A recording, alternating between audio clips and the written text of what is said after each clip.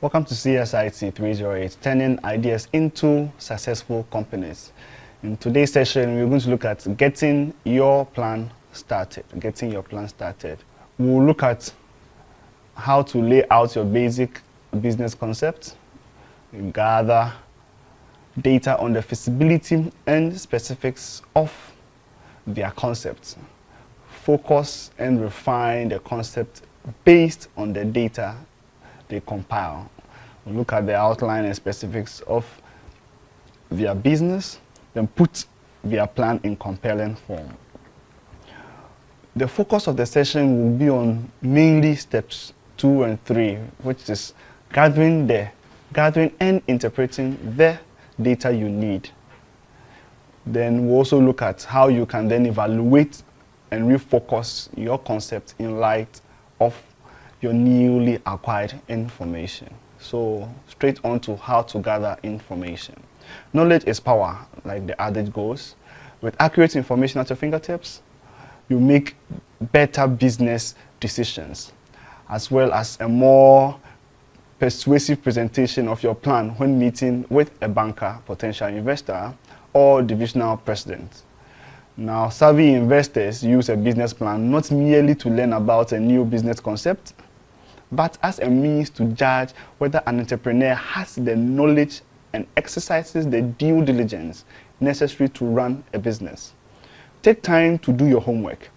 Sufficient research prevents you from including inaccurate information in your plan, a mistake that can keep you from getting funded and enables you to make informed decisions. How much information is enough? Don't try to be exhaustive in your research efforts. It's not necessary or possible. You are merely looking for information that will answer the key questions about your business. At the same time, your research must be thorough enough to give you and those reading your plan confidence that the answers are accurate and from reliable sources. For example, if you are manufacturing dolls, you might identify your target market as girls between the ages of 4 and 10. One of the questions you need to address in your plan is, how large is the market?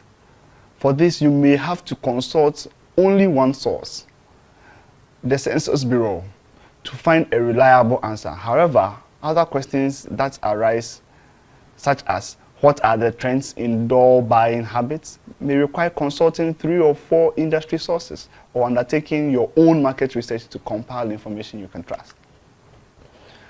Now, starting your research. You start your research by making a general statement that is the basis of your business or a portion of your business. For example, if you are planning to open a dry cleaning establishment, the statement might be, there is a substantial need for a new dry cleaner to serve the East Legon neighborhood, for instance. Next, you make a list of questions that logically follow from and challenge the statement. Here are some questions you might ask. How many dry cleaners now serve the neighborhood? How profitable are the current dry cleaners in the neighborhood? Are residents generally satisfied with the current cleaners? Is there more business than current dry cleaners can handle? What are the trends in the dry cleaning industry nationally? What are the demographic trends in East Legon, for instance? How do East Legon demographics relate to national dry cleaning trends and statistics? After formulating your list of questions, look for answers. You will find some of your answers by searching government and trade associations' websites on the internet. Others you would find by consulting reference material through a library or business development center, or by contacting industry associations or hiring paid services. To get some answers, you'll have to conduct your own market research by talking to potential customers, meeting with other business owners, or observing foot traffic at similar or nearby establishments. As you start the business plan process, use the research questions worksheet in chapter 2 of the recommended textbook to record the general questions you have at this point and the issues you will investigate. Look not only for specific current details, but also for trends and patterns. How much information you gather will be to a large extent a result of your resources, both of time and money. If you are working on a business plan for one person business while holding down a full-time job, you don't need to compile the same amount of information appropriate for a large corporation with a market-specific budget and staff. Now, how do you stay on top of the material that you are gathering? During the course of your planning processes, you will accumulate a great deal of information and many documents. Set up a way to organize the material you gather, such as the notes, the ideas, and contact information right as you begin. Make individual files, either on a computer or in a paper file, of the different topic areas corresponding to the chapters of this book. Add information to the files as you go along. Otherwise, you may find yourself unable to locate specific details you need when you're actually preparing your written document. As you gather data, write down the sources and date of information. Otherwise, you may later find yourself with data and no way to verify or attribute it. The planning process also enables you to meet many people who can be very helpful to you later when you run your business. It is likely that you will interview potential customers, suppliers, competitors, and strategic partners, as well as other industry sources. Keep a file of all these contacts as you do your research so you easily know how to reach them. Now, how do we evaluate the data that we've collected?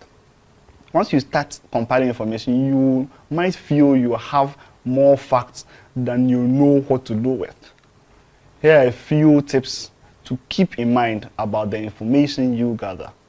First and foremost, use the most recent data you find. Printed information is often at least 2 years old, and a lot can change in 2 years. Translate data into units rather than dollars whenever possible, due to inflation. The currency may not give you consistent information from year to year.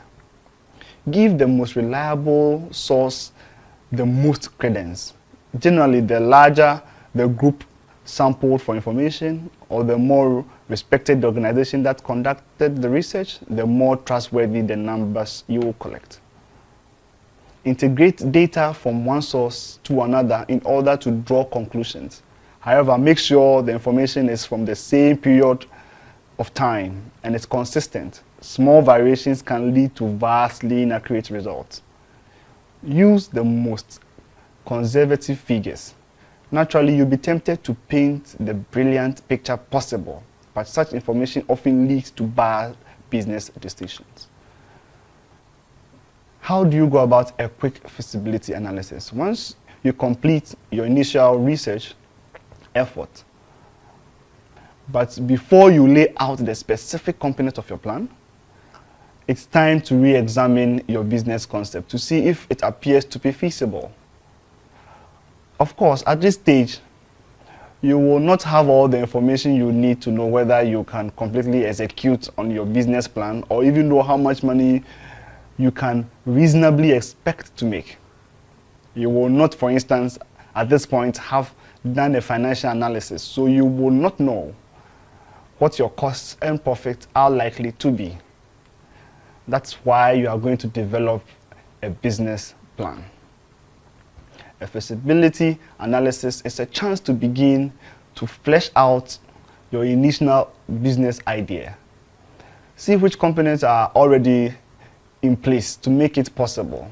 See which are not, and do a quick assessment of whether you can pull this off successfully. Before you develop the specific components of your business plan in depth, take time to see if it seems feasible and identify the likely roadblocks you're going to face. Do a feasibility analysis because it's a chance to open your eyes. Ask yourself some very tough questions, then check to see whether your idea, as originally conceived, needs to be modified, refocused, or changed dramatically. How does a feasibility analysis differ from a business plan? Think of developing and planning your business as entailing a few components, such as, first of all, vision, by which you identify and articulating your business idea and concept. Then the feasibility analysis itself is challenging your concept, identifying which components are in place to make it realistic to easily execute, recognizing the biggest obstacles you are likely to face.